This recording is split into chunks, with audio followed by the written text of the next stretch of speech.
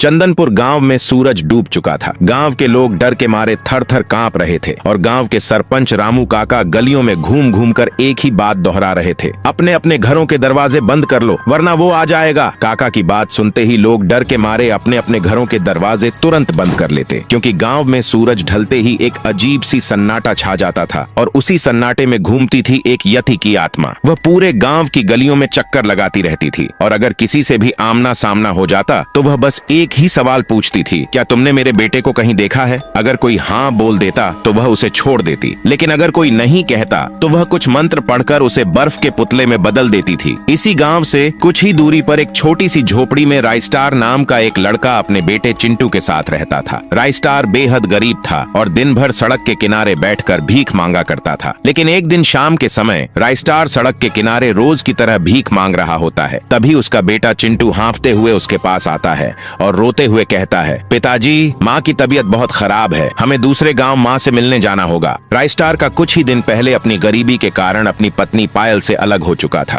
पायल उसे छोड़कर दूसरे गांव रामपुरी में अपनी माँ के पास चली गई थी। पर आज इतने दिनों बाद पायल के बारे में सुनते ही राइस्टार का दिल पिघल गया। उसने तुरंत अपनी बाइक निकाली और चिंटू को साथ बैठाकर रामपुरी के लिए निकल पड़ा। जैसे ही वह चंदनपुर पहुंचा, उसकी बाइक अचानक बंद हो गई। उसने बाइक किनारे लगाई और चिंटू को लेकर पैदल ही आगे बढ़ने लगा और पैदल चलते चलते वह देखता है कि गांव में चारों तरफ अफरा तफरी मची हुई है। लोग डर के मारे अपने अपने घरों के दरवाजे बंद कर रहे हैं। राइस्टार यह सब देखकर कुछ समझ पाता उससे पहले ही एक अधेड़ उम्र का आदमी उसके पास आता है और उन्हें रोककर कहता है, लगता है तुम दोनों इस गांव में नए हो। राइस्टार बोलता है, हाँ काका, हमें दूसरे गांव रामपुरी जाना है, पर हमारी गाड़ी बीच रास्ते में ही खराब हो गई है। तभी काका बोलते हैं, बेटा, तुम दोनों इस गांव में अब फंस चुके हो। ये गांव एक श्रापित गांव है, तुम आगे नहीं जा सकते। यह सुनते ही चिंटू फूट फूट कर रोने लगता है और बोलता है, दादाजी, मेरी माँ की तबीयत बहुत खराब है, कृपया करके मुझे आगे जाने दो, वरना मैं अपनी माँ से कभी नहीं मिल पाऊंगा। राइस्टार उसे समझाता है, पर चिंटू किसी की नहीं सुनता और पैदल ही वहाँ से निकल जाता है। कुछ ही देर चलते चलते रात भी गहरा जाती है, पर चिंटू डरता नहीं और चुपचाप रास्ते पर चलता रहता है। दूसरी ओर वह आदमी राइस्टार से बोलता है, जल्दी मेरे साथ घर के अंदर चलो, वरना वह आ जाएगा। राइस्टार बिना कोई सवाल किए उसके पीछे पीछे उसके घर के अंदर चला जाता है। अंदर जाते ही वह आदमी दरवाजा बंद करता है और राइस्टार से कहता है, अच्छा किया कि तुमने मेरी बात मान ली। तभी राइस्टार पूछता है, कौन है वह और क्या है यह श्राप? तभी काका बोलते हैं, हमारे गाँव में हर शाम सूरज ढलते ही एक श्रापित यति की आत्मा घूमती है और जिससे भी उसका सामना होता है वह उससे कुछ सवाल पूछती है और किसी ने भी अगर उसके सवालों का जवाब नहीं दिया तो वह उसे बर्फ की एक मूर्ति में बदल देती है। यह सब सुनकर राइस्टार के रोंगटे खड़े हो जाते हैं और दूसरी ओर चिंटू भी गांव की सीमा तक पहुंच चुका होता है।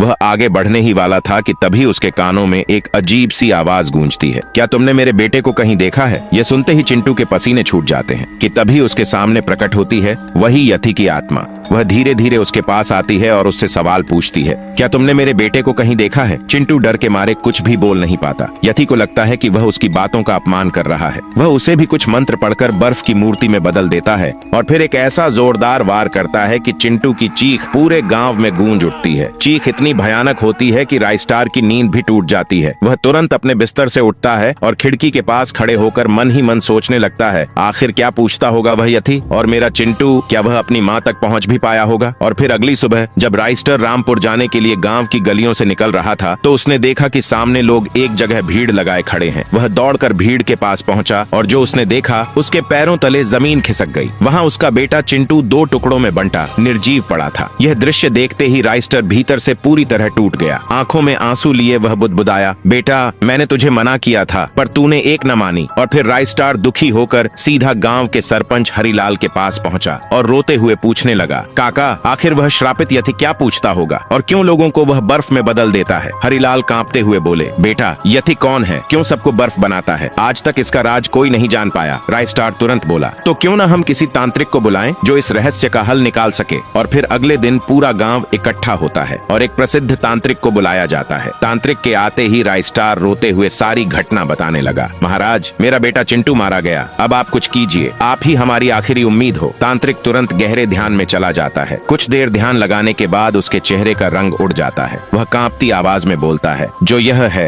अत्यंत भयानक है और यह मेरे बस से बाहर है। और इतना कहकर वह तांत्रिक उसी क्षण गांव छोड़कर भाग जाता है। तांत्रिक के जाते ही रायस्टार के मन में अनेक सवाल जन्म लेने लगते हैं। आखिर वह यति क्या सवाल पूछता होगा और तांत्रिक ने ऐसा क्या देखा कि वह डर के मारे गांव छोड़कर भाग गया। और फिर अगले दिन अमावस्या की रात होती है। पूरा गांव गहरी नींद में सोया होता है, पर रायस्टार बिना डरे गांव के बीचों बीच खड़ा उस यति का इंतजार कर रहा होता है। जैसे ही रात के 2 बजते हैं, वह यति प्रकट हो जाता है और धीरे धीरे रायस्टार के पास आता है। वह रायस्टार से सवाल पूछने ही वाला था कि तभी रायस्टार चिल्ला पड़ता है, आखिर क्या बिगाड़ रखा है इन गांव वालों ने तुम्हारा, जो तुम उन्हें एक एक करके मार रहे हो। तभी वह यति बोलता है, इससे तुम्हारा कोई लेना देना नहीं है, तुम मेरे रास्ते में मत आओ। इतना कहकर वह रायस्टार को भी एक बर्फ की मूर्ति में बदल देता है और फिर वहां से गायब हो जाता है। अगली सुबह जब सरपंच हरिलाल रायस्टार की यह हालत देखते हैं तो देखकर दंग रह जाते हैं और तुरंत रायस्टार को गाड़ी में डालकर गांव के बाहर प्रसिद्ध तांत्रिक अटाची बाबा के पास ले जाते हैं। अटाची बाबा रायस्टार की हालत देखकर स्तब्ध रह जाते हैं और धीरे धीरे कांपती आवाज में वो बोलते हैं, ये किसी बहुत ही भयानक चीज से टकराया है, इसका इलाज नामुमकिन है, पर फिर भी मैं अपनी तरफ से इसे बचाने की पूरी कोशिश करूंगा। बाबा तुरंत कुछ मंत्र पढ़ने लगते हैं। कुछ देर तक मंत्रों की मशक्कत के बाद रायस्टार आखिरकार पहले जैसा हो जाता है। रायस्टार के पहले जैसा होते ही रायस्टार अपने साथ बीती सारी घटनाएं बाबा को बता देता है और फिर बोलता है, बाबा क्या इसका कोई उपाय नहीं होगा क्या? तभी बाबा गंभीर स्वर में बोलते हैं, हाँ इसका एक उपाय हो सकता है। बाबा तुरंत कुछ मंत्र पढ़ते हैं और एक जादुई ढोलक को प्रकट करते हैं और फिर कहते हैं, रायस्टार यह एक आवाहन ढोलक है, तुम्हें इस ढोलक को लेकर भादर मार्च की अमावस्या को श्मशान में बनी एक बंद पड़ी हवेली में जाना होगा। हवेली के अंदर जाते ही तुम्हें एक जर्जर से कपड़े की गुड़िया मिलेगी, तुम उसके चारों ओर एक आवाहन मंडल बनाना और इस ढोलक को बजाना, तुम्हें तुम्हारी सारी समस्याओं का हल मिल जाएगा। रायस्टार बाबा का धन्यवाद करता है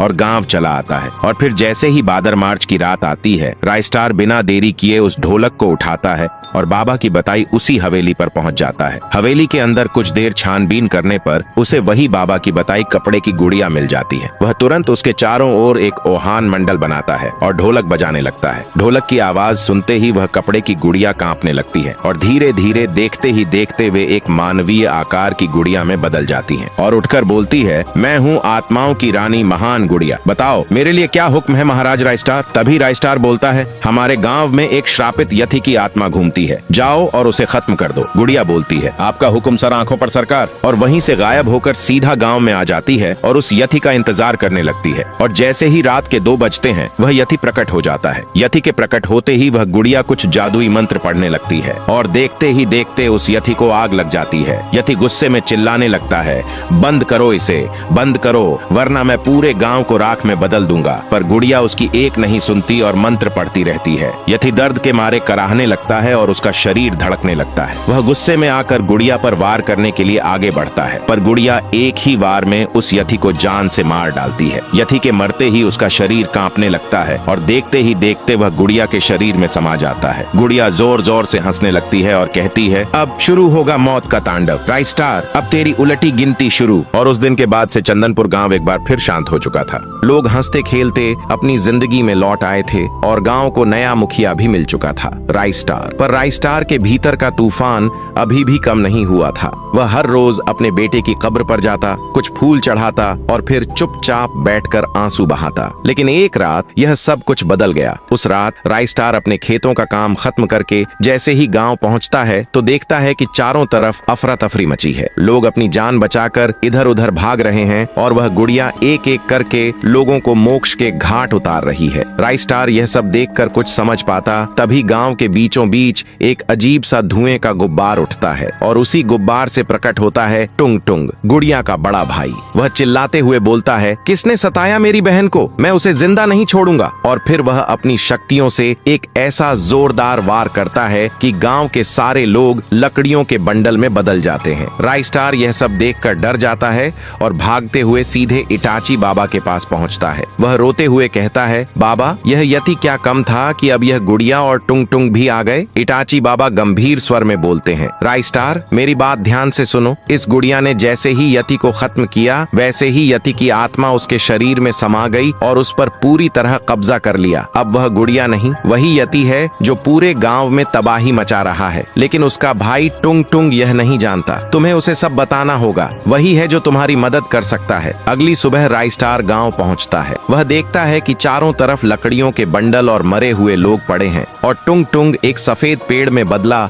गांव के बीचों बीच खड़ा है। राइस्टार उसके पास जाकर चिल्लाता है, सामने आओ टुंग टुंग, मुझे तुमसे जरूरी बात करनी है। तभी टुंग टुंग सामने प्रकट होता है और पूछता है, क्या बात है राइस्टार, और मेरी बहन कहाँ है? राइस्टार उसे सब कुछ बताता है, कैसे गुड़िया ने यति को हराया और कैसे यति ने गुड़िया के शरीर पर कब्जा कर लिया। इतना सुनते ही टुंग टुंग आग बबूला हो जाता है। अब हमें क्या करना चाहिए राइस्टार? राइस्टार उसे अपनी सारी योजना समझाता है। टुंग टुंग तुरंत सब समझ जाता है और उसका साथ देने के लिए तैयार हो जाता है। रात होते ही राइस्टार टुंग टुंग से कहता है, हमें वहीं जाना होगा जहां मैंने पहली बार गुड़िया को बुलाया था। यति की आत्मा को मैं सिर्फ वहीं कैद कर सकता हूं। टुंग टुंग घबरा कर पूछता है, कहां जाना होगा राइस्टार? राइस्टार धीमे स्वर में कहता है, तुम अपनी बहन को उलझाए रखना, मैं हवेली के अंदर जा रहा हूं। यह कहकर वह तेजी से हवेली की ओर निकल जाता है। टुंग टुंग वहीं खड़ा होकर गुड़िया का इंतजार करने लगता है। रात के ठीक 2 बजे गुड़िया प्रकट होती है और उसे देखते ही टुंग टुंग जोर जोर से मंत्र पढ़ने लगता है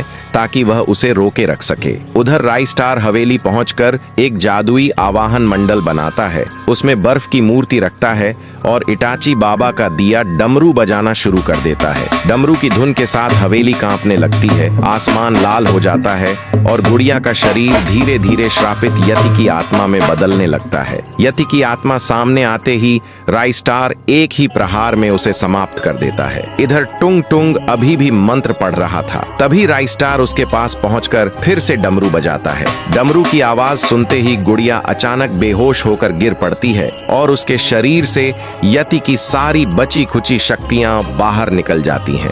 कुछ ही पल में वह पहले जैसी बन जाती है और फिर उसके बाद गुड़िया और टोंग टोंग राइस्टार को हमेशा के लिए अलविदा कहकर अपनी दुनिया में वापस चले जाते हैं।